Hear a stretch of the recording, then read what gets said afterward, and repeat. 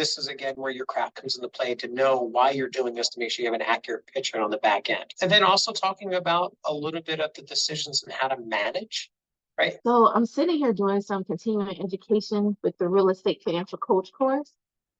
Shameless plug. It's awesome, by the way. But I'm in the section where it was talking about life stages, the different life stages for running retirement projections. And it got me to thinking, like, when I first bought a home, at that stage, I was fresh out of college and I wasn't married, no children, anything like that. And when I was buying a house, it seemed like it was bizarre to people when I was saying I wanted to purchase a home. They're like, are you really sure? Maybe you want to get more established. They had all of the reasons. And I think some, healthy concerns or just feedback that people gave me. And I think what's interesting, though, is, just like the course is pointing out, is like it's important that people, when they're first starting out, and it doesn't really matter their age, right? But when you're initially starting out in kind of that baby phase or new to investing phase, and that you have someone who is open to what you're trying to do. You don't even realize that what you are trying to accomplish isn't just something maybe simple. You don't even realize it could be a whole business. You could literally be starting your real estate business, but nobody really thinks of it like that, or very few people, I think, especially when you're younger and you're first purchasing. Because if I had that mindset then, not just I want to own a property and rent it out and do what I saw other people do where they had other properties and they were renting them, but if I honestly, I don't know why it didn't resonate with me at that time that could be a business. I think if it would have resonated with me back then that, hey, you are fresh out of college and you're literally getting ready to start building a business, I would have definitely looked into house hacking. I mean, I ended up in house hacking, right? Because I rented out a room in the house. But if I had known my options and had a chance to really talk that through with someone, perhaps I would have looked for a multi-unit property just to begin. I think it's awesome. I mean, either way that you get started is awesome. I think the point is more so that people get to know their options and that perhaps, I think things have changed now, but we don't make it seem like those things are bizarre.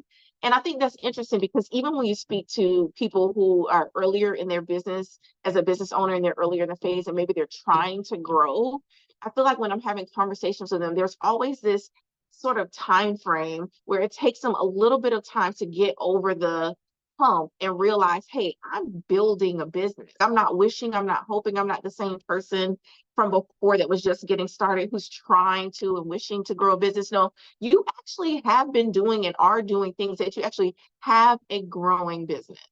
And so I just think that's really interesting. I'm going through the course and I'm thinking, man, that would be a game changer. If in particular people earlier in life realize that, building a real estate business is what you're trying to do. You're not just getting a rental property and hoping to get extra income. You could literally begin with the end in mind, and someone could sit across from you who's more experienced, perhaps, or a financial planner. Someone could say, hey, you actually could do a bit more with this than you're thinking. And I feel like if I had kind of thought of it from a perspective of business and not just, hey, I want to make some extra income, which that's fine too, if that's all someone wants to do for just a season. But if I had thought about it like that, I feel like it would have helped lead to other important decisions that we help people make. Now, location and the size of the property and the potential growth of the neighborhood, what's happening in the county, what are the rental rules and regulations? I just bought the house and rented a room. How many people could benefit from the guidance of, no, you're not just buying a house and renting a room. What are you exactly trying to do here? And let me help you make an informed decision. Here are some of the criteria that you need to think about. Where do you think the location of this area is going to be like in the future? Is this a place that I don't want to say get stuck, but if plans change and life happens and you end up needing to live in that home, are you happy with the way the school system is now in that area? Let's say you're going to have children. Would you be fine there? Would you be looking to get out immediately because maybe you never thought about the school ratings or anything like that before? Or maybe you don't care because you're going to send your kids to private school, whatever it is. But I do think beginning with the end in mind helps you start to really strategize and look at things differently, and having someone who can present you with options. Because, in our minds, at that point, you know, graduating, buying a house, all of that's great, and that's to be applauded, and that's something that we want to commend, but there's so much more to it.